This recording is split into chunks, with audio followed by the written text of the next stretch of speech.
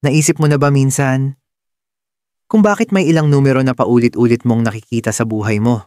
Sa plaka ng jeep, sa numerong nasa tiket ng pila, sa panaginip na halos nakalimutan mo na, pero ramdam mo pa rin.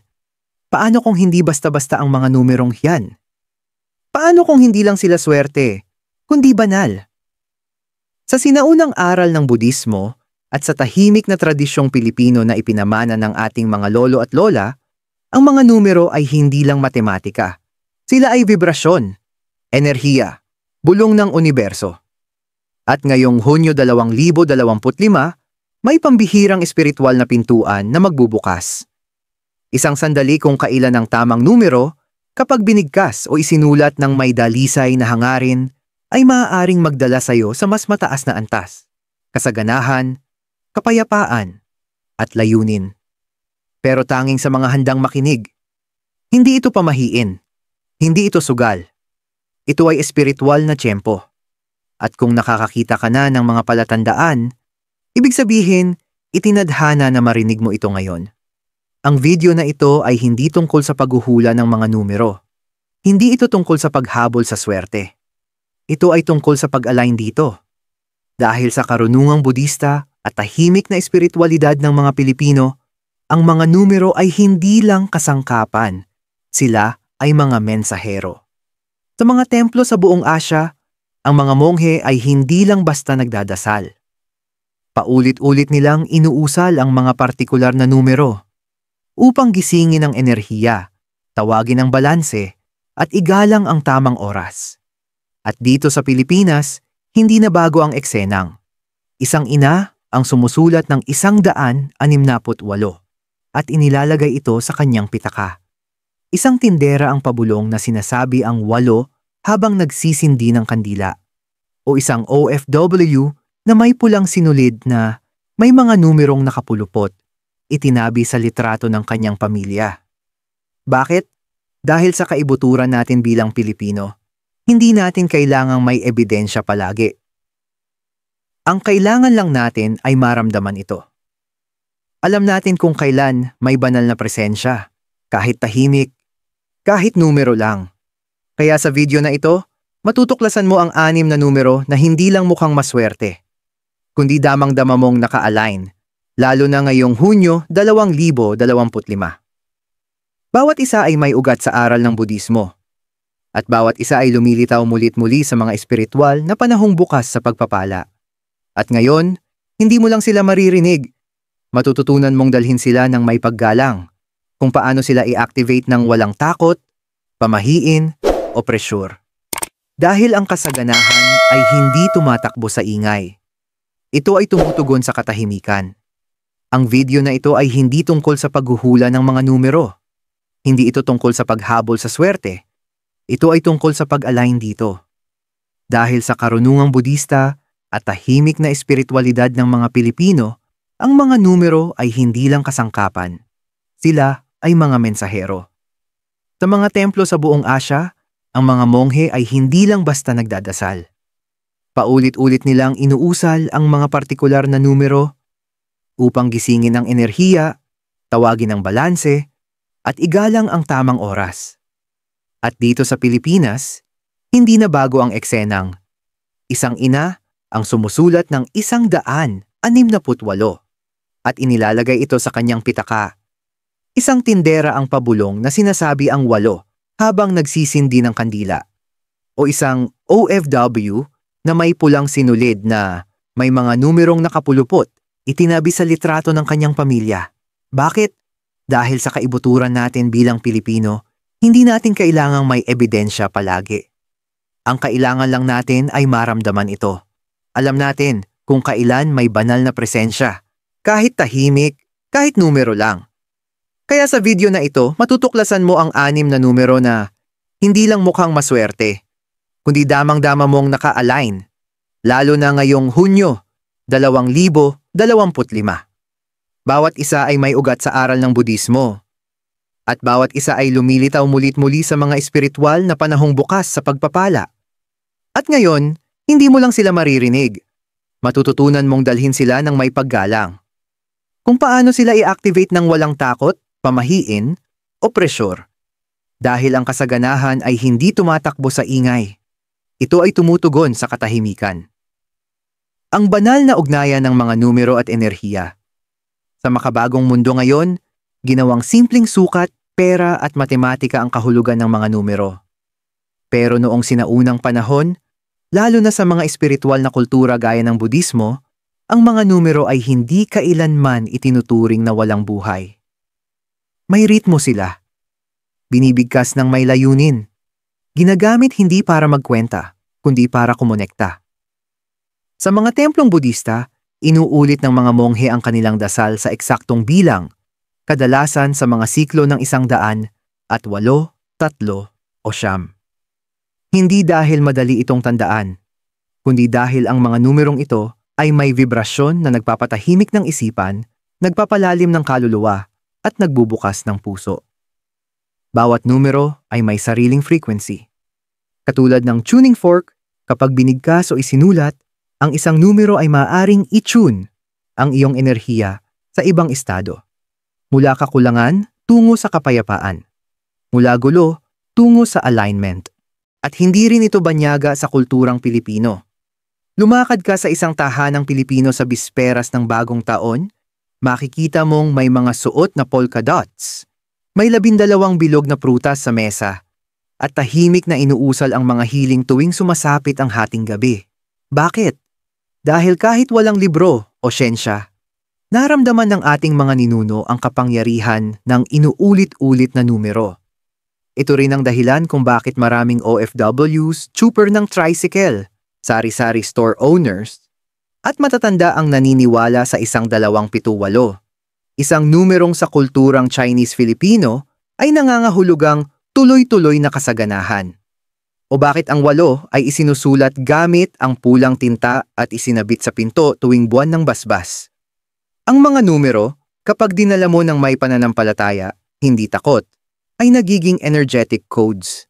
Hindi sila mga mahika. Sila ay tahimik na mga kasama, na patuloy na nagbibigkas ng vibrasyon sa tabi mo, naghihintay lamang na manahimik ang iyong kaluluwa upang marinig sila.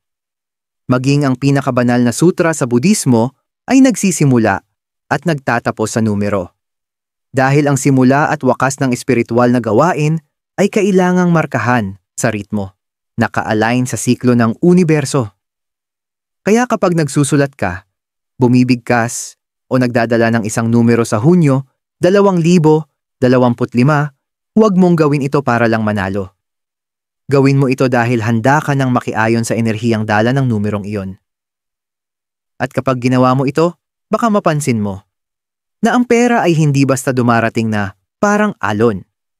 Ito ay dumarampi, tahimik, banayad, may pananampalataya. Bakit ang Hunyo, 2015 ay isang high energy window? Ang Hunyo ay hindi basta-bastang buwan. Isa ito sa mga sandali ng paglipat ng enerhiya, isang tahimik na realignment na paulit-ulit nang nangyayari sa maraming espiritual na siklo at muling mangyayari ngayong 2025.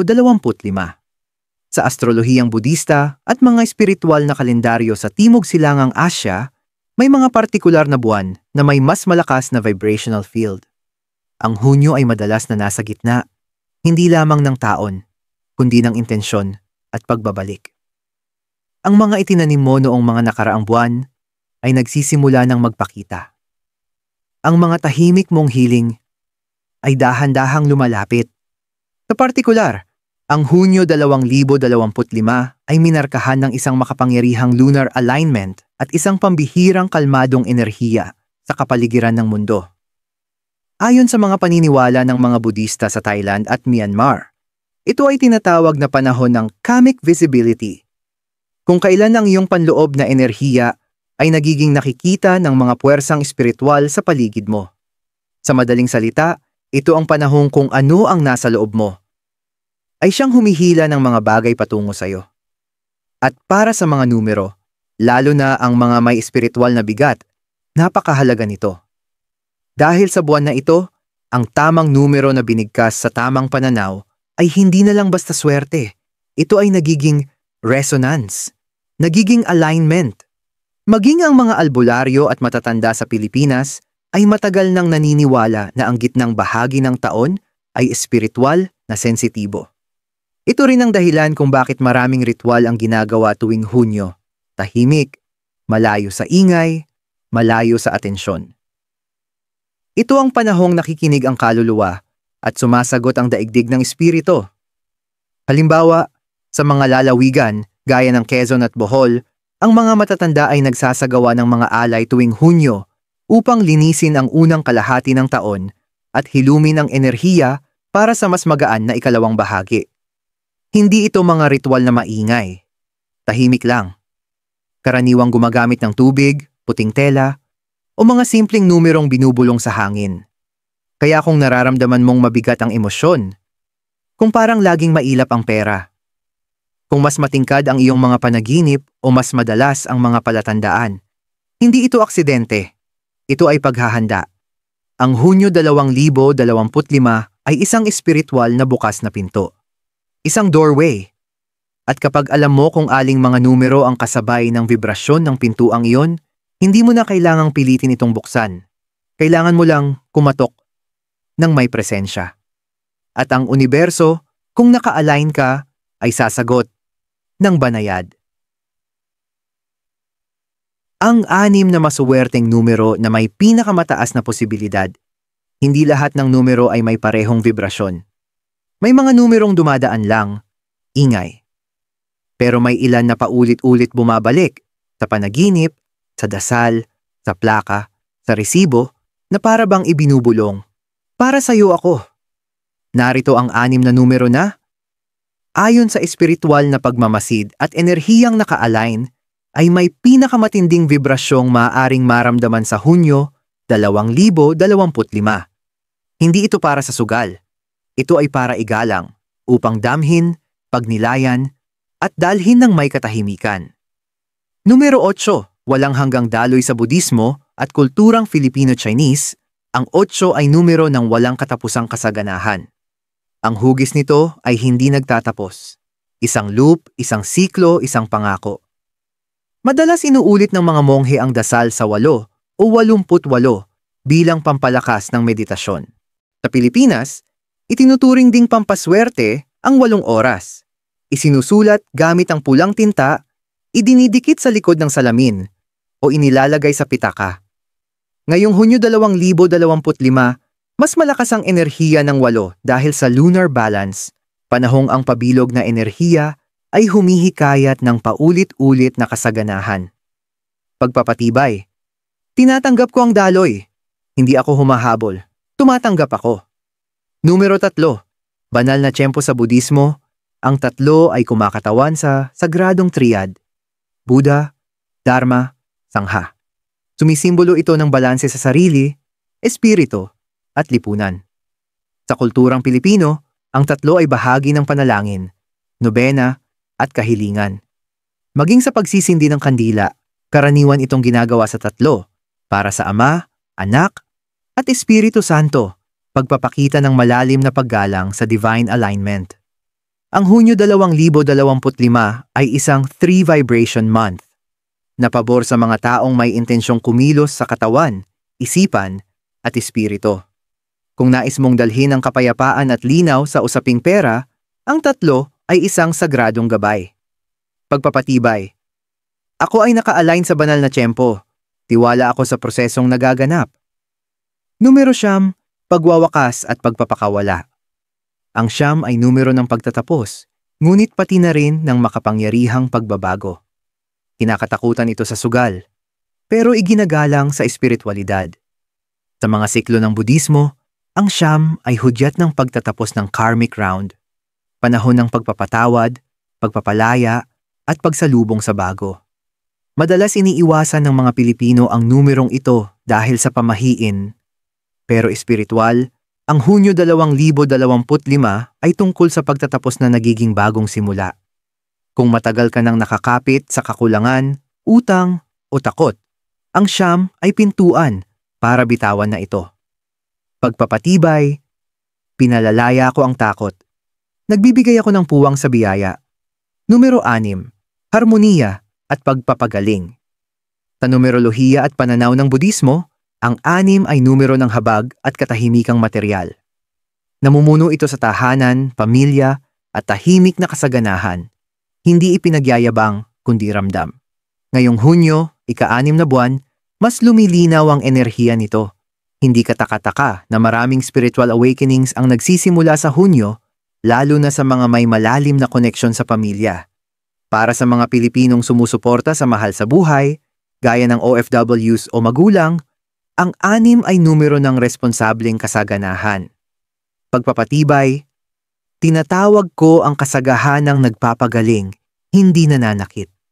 Tinatawag ko ang kapayapaan numero 1. Bagong enerhiya, bagong landas. Ang 1 ay simula, binhi. Sa meditasyong Budista, ang unang hininga ay mahalaga sa lahat. Sa paniniwalang Pilipino, kapag nagsimula ka sa isa, nagsisimula kang malinis. Ang Hunyo 2025 ay nag-aanyaya ng mga unang hakbang. Kung matagal ka nang nagpaplano, nagdadalawang isip o natatakot, ang isa ang iyong pahintulot upang kumilos. Lumilitaw ito sa panaginip at dokumento kapag handa na ang iyong kaluluwa para sa reset, sa pinansyal, emosyonal o spiritual. Pagpapatibay, muling nagsisimula ako, malinaw, kalmado, at tinatawag. Numero 168, kasaganahang tuloy-tuloy. Hindi sinaunang numero ang 168, pero hindi maikakaila ang lakas nito. Mahal ito ng maraming Pilipino, lalo na sa Filipino-Chinese communities. Bakit? Dahil pinagsasama nito ang isang landas patungo sa tuloy-tuloy na yaman. Ngayong Hunyo 2025, muli itong lumilitaw. Sa resibo, petsa ng kapanganakan, numero ng kwarto, oras, parang kindat mula sa universo.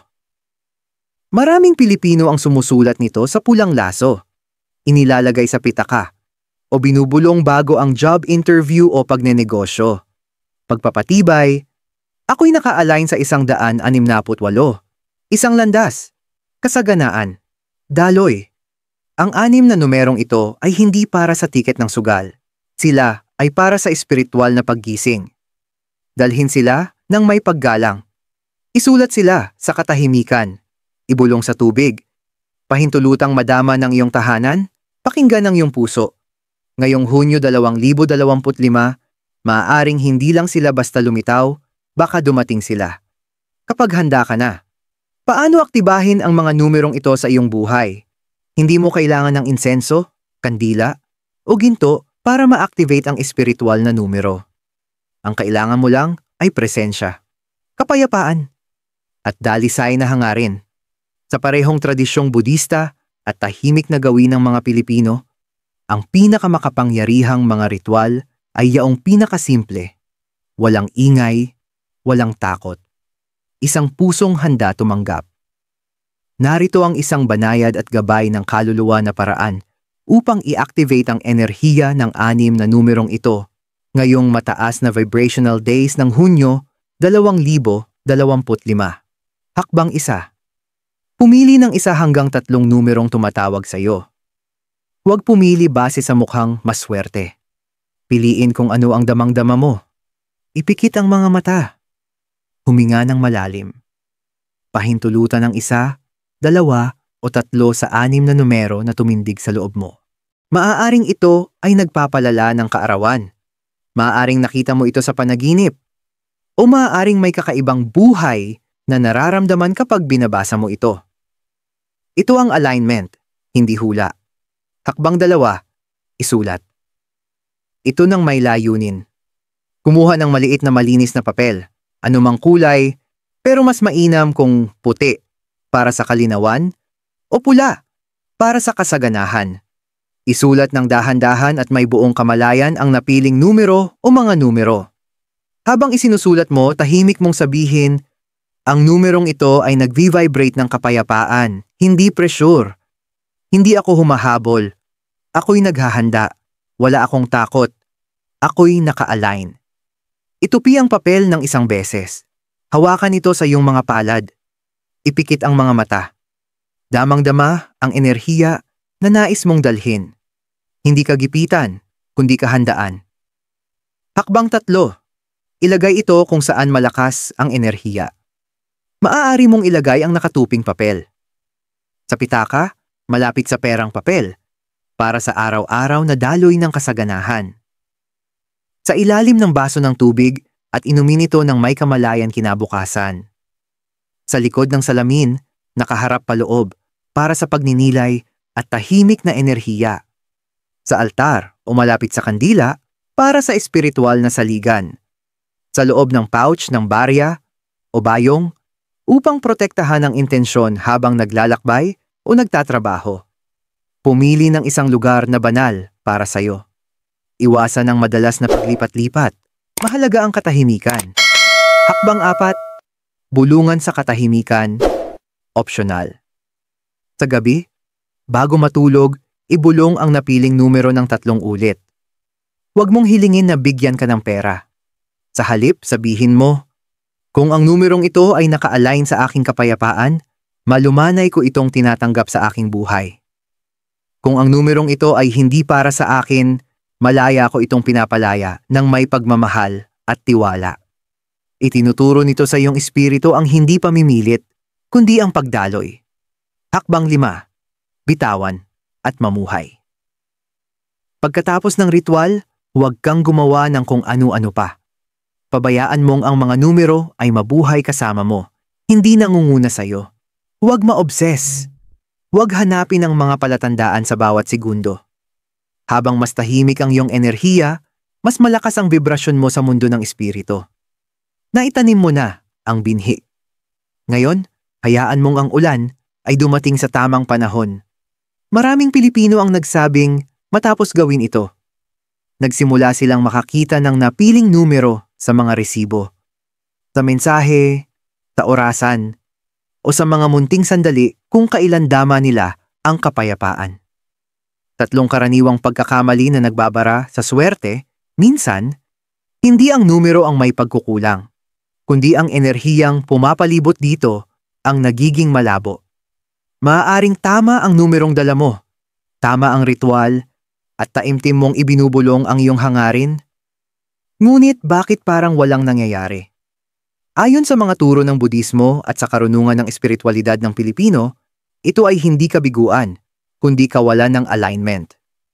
Narito ang 3 tahimik na pagkakamali na madalas nagagawa ng marami, minsan nang hindi nila namamalayan, na siyang nagbablock sa mismong mga biyayang gusto nilang tawagin. 1. Nagnanais mula sa desperasyon, hindi kapayapaan. Natural lang na hangarin ang kasaganahan. Pero kapag ang pagnanais ay naging desperasyon, ito ay lumilikha ng enerhiyang may pagtutol. Ang mga numero ay tumutugon sa kalma at malinaw na enerhiya. Kapag hinahabol mo ito ng may takot, sana manalo ako. Kailangan ko ito ngayon. Bakit hindi gumagana? Ang iyong espiritu ay nagvi-vibrate sa kakulangan. Sa meditasyong Budista may kasabihang tukay, kung maingay ang tasa, hindi makapanatili ang tubig. Ganon din sa espiritual na mga numero. Hayaan mong ang iyong hangarin ay maging mapayapa. Sabihin mo, kung ito'y para sa akin, darating ito ng tahimik at buo. 2, paggamit sa mga numero na parang mahika. Ang mga numerong ito ay espiritual na kasangkapan, hindi shortcut ng mahika. Kung isusulat mo ang 168 sa pulang papel at mag-aantay agad ng resulta, pero walang emosyonal na saligan, para mo lang itong ginawang spell, hindi simbolo. Madalas sabihin ng matatanda, kung para sa'yo, babalik yan. Pero dapat handa ka. Ang mga numero ay nag-a-activate kapag ang enerhiya mo ay tumutugma sa ibig sabihin nila. Kung tatawagin mo ang 8, daloy. Pero ang buhay mo ay puno ng kaguluhan at kawalan ng tiwala, saan ito titigil? Gamitin ang mga numero ng may paggalang, hindi may pagpilit. 3, inaantay ang panlabas na palatandaan, pero walang panloob na paghilom. Isinulat mo na ang numero, ginawa mo na ang ritual. Ngayon, ano na? May mga taong naghihintay lang, umaasang bigla na lang darating ang pera, sagot, o himala. Ngunit hindi ganoon gumagalaw ang espiritual na enerhiya. Ito ay salamin ng iyong panloob na vibrasyon. Kung ang puso mo ay may kinikimkim pa ring sama ng loob, Kung ang mga gawi mo ay nakaugat pa rin sa takot, kung ang isip mo ay nakakulong pa rin sa kulang, walang numerong makakabura sa block na iyan. Kailangan mong ipagpatuloy ang panloob na paglilinis habang hinihintay ang panlabas na sagot. Sabi ng mga monghe, linisin mo muna ang kwarto bago imbitahin ang bisita. Ang mga pagkakamaling ito ay hindi kasalanan. Sila ay mga senyales. Banayad na paalala upang muling i-align ang sarili, upang bumalik sa kapayapaan, upang hawakan ang mga numero, hindi lang sa kamay, kundi sa puso. Dahil kapag tama ang enerhiya mo, minsan isang numero lang, sapat na para gumalaw ang bundok. Tunay na pagninilay mula sa mga Pilipinong nakaramdam ng pagbabago. Hindi lahat ng biyaya ay dumarating na parang paputok. Minsan, nagsisimula ito sa isang bulong, isang tahimik na sandali, isang maliit na numerong isinulat, na dahan-dahan, tahimik, ay nagbabago ng lahat. Ito ang tunay na mga salaysay, buong pasasalamat na ibinahagi ng mga Pilipinong nagtiwala sa enerhiya. Hindi sila nagsugal, hindi nila pinilit, sila'y naka-align, naniwala at nagmasid. Isinulat ko ang 168 sa pulang laso at biglang naging magaan ang lahat. Si Rowena, isang tindera mula sa Bulacan, ay nakarinig tungkol sa enerhiya ng 168 mula sa pinsan niya sa Binondo. Isinulat niya ito sa maliit na pulang laso at inilagay sa loob ng kanyang bayong. Wala siyang inaasahang pera. Ang gusto lang niya ay katahimikan, na huwag na siyang mag-alala araw-araw sa kita. Pagkatapos noon, hindi naman biglang dumoble ang benta, pero may napansin akong kakaiba. Tumigil akong makipaglaban sa araw, parang may gumagabay. Tapos, may regular customer akong nag-alok na tulungan akong sumali sa community fair, at doon dumami pa ang mga suki. Hindi mahika ang dinala ng numero, gumalaw ang buhay ko.